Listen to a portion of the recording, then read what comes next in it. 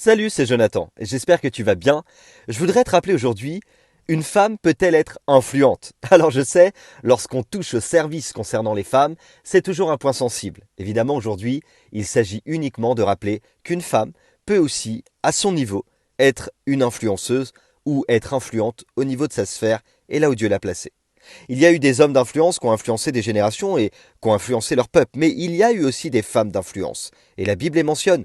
Il y a eu Déborah, Esther ou encore Hulda, évidemment j'en oublie dans l'Ancienne Alliance, mais il y en a aussi eu dans le Nouveau Testament. Tryphène, Tryphose ou encore Perside, et les femmes aussi qui ont assisté Jésus en l'accompagnant et en le servant avec leurs biens. Sans oublier évidemment Priscille, cette formidable femme aux côtés d'Aquilas. Alors une femme peut-elle être influente? C'est une vraie question. Mais évidemment, il y a une réponse. La Bible dit dans Romains chapitre 16 verset 12, Saluez Tryphène et Tryphose, elles travaillent beaucoup pour le Seigneur. Ça c'est Paul qui dit ça quand même.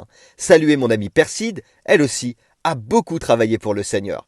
Waouh. Là, il s'agit de femmes d'influence. Alors le sujet aujourd'hui n'est pas de savoir ce que la femme peut faire ou pas faire. Tout le monde aujourd'hui connaît les règles de la parole de Dieu, ainsi que celles qui sont fixées dans nos églises.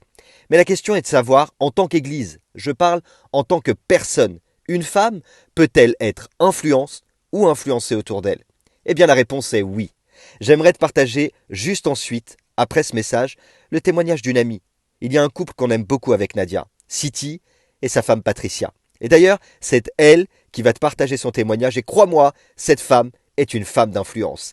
Ils servent de tout leur cœur, en France, mais aussi au-delà des frontières à l'étranger. Et ils ont, malgré les difficultés, malgré parfois les oppositions, toujours disposé leur cœur à aller de l'avant et à servir les autres afin de les placer au bénéfice de la grâce. En passant, Nadia et moi, on est vraiment reconnaissants d'avoir des amis précieux comme ça autour de nous.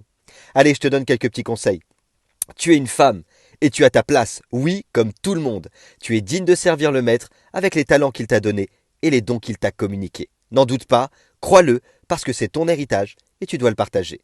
Ne laisse personne te dire que parce que tu es une femme, tu ne peux pas servir Dieu. Dieu a choisi aussi des femmes plus influencées et changer les choses autour d'elles. Alors oui, une femme peut servir Dieu et être la servante selon son cœur. Évidemment, pour éviter tout conflit et certains messages qui n'ont pas d'intérêt, je rappelle qu'il ne s'agit pas ici de ministère, mais de service pour Dieu. C'est totalement différent. Tout le monde n'a pas un ministère, mais tout le monde peut servir, parce que servir, ça fait partie de la vie chrétienne. Enfin, dernier petit conseil, il peut y avoir différents types de services. Mais j'aimerais te rappeler que le service n'est pas enfermé dans une boîte, ni dans le cadre d'une église locale. L'église, c'est toi et moi. Alors tu peux influencer à l'intérieur, mais aussi à l'extérieur, dans ta famille, mais là aussi où Dieu te place, dans ta sphère, là où tu dois influencer. Ma sœur, peu importe où tu es, Dieu a misé sur toi pour que tu sois une femme d'influence. Et crois-moi, tu vas influencer. Tu vas influencer au sein de ton couple, au sein de tes enfants, au sein de ta famille, avec tes amis et plus encore, car Dieu est avec toi, il est en toi, et crois-moi, il va s'associer à toi pour la gloire de son nom. N'oublie pas, Dieu a mis son potentiel en toi. Bonjour, je m'appelle Patricia et je voudrais t'expliquer une expérience que le Seigneur a permis que je vive un jour. Je suis mariée avec un missionnaire et on travaille dans l'œuvre de la Slovénie. Et les 6 premières années étaient assez difficiles pour moi parce que je parlais pas manouche et je comprenais pas. Mais j'avais cette assurance et j'avais cette conviction dans mon cœur que le Seigneur nous avait placés là. J'ai gardé patience et j'ai travaillé pour Dieu avec ce que je savais faire.